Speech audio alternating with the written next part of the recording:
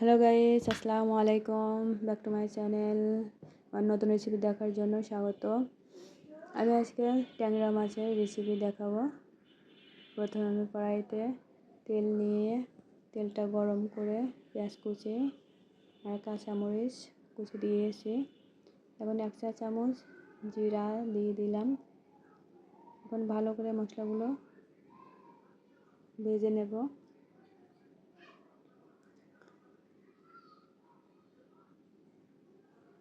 পেঁয়াজ কুচিগুলো বাদামি কালার হয়ে গেছে। এখন বাকি মশলাগুলো আমি দিয়ে দেব। স্বাদ মতো লবণ দিলাম, 1/2 চা চামচ হলুদের গুঁড়া,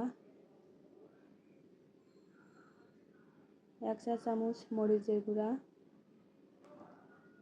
আর 1 চা চামচ ধনিয়া গুঁড়া দিলাম। দিয়ে এখন সব উপকরণগুলো ভালো করে নেড়ে কষায় নিব। ট্যাংরা মাছগুলো আগে থেকে কেটে ভালো করে পরিষ্কার করে রেখেছিলাম। মাছগুলো এখন দিয়ে দিলাম। মাছটা ভালো করে নেড়ে চেড়ে হালকা একটু পানি দিব। পানি দিয়ে এখন ঢেকে দেব। ঢেকে দিয়ে কিছু সময় জাল করে নিব, যে মশলার সাথে মাছটা ভালোভাবে মিশে যায়। বেশ কিছু সময় জাল করে মাছ সহ মশলাটা ভালোভাবে কষায় নিলাম। মশলাটা থেকে যখন তেলটা বের হয়ে আসবে তখনই মশলাটা কষানো হয়ে যাবে মাছ সহ। দেখেন গাইজ, মাছ সহ মশলাটা ভালোভাবে কষানো হয়ে গেছে। এখন আমি তরকারিটা দিয়ে দিলাম।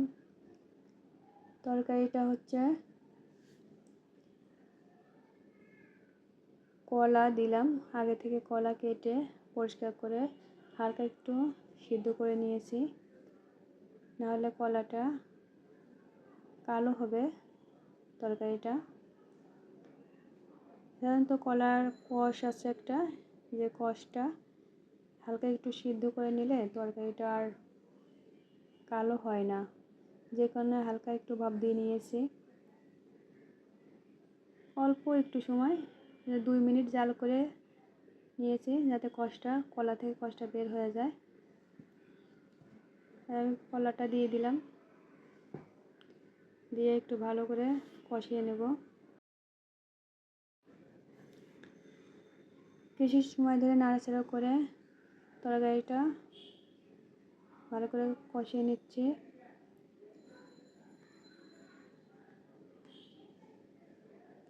যেহেতু কলা নরম একটা সবজি, সেহেতু অনেক সময় ধরে কষাতে হবে না, আর বেশি নাড়াচাড়া করতে হবে না, নাহলে একদম ভেঙে যাবে।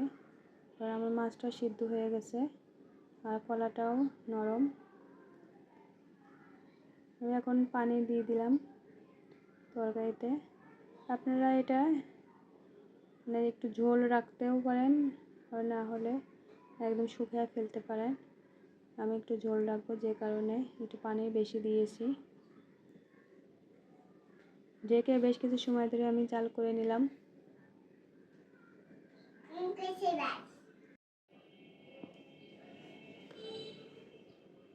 বেশ কিছু সময় আমি ঢেকে জাল করে নিয়েছি। তরকারিটা আমার হয়ে গেছে। তরকারিটা হওয়ার দিকে তখন আমি একটু 1 চা চামচ জিরা গুঁড়া দিয়ে দিলাম। জিরা ভেজে রেখেছিলাম, ভাজা জিরার গুঁড়া দিয়ে দিলাম। দেখেন গাইজ, আমার তরকারিটা হয়ে গেছে। অনেক সুন্দর টেস্ট হয়েছে। আপনারা চাইলে এইভাবে রান্না করতে পারেন। ওকে, আল্লাহ হাফেজ।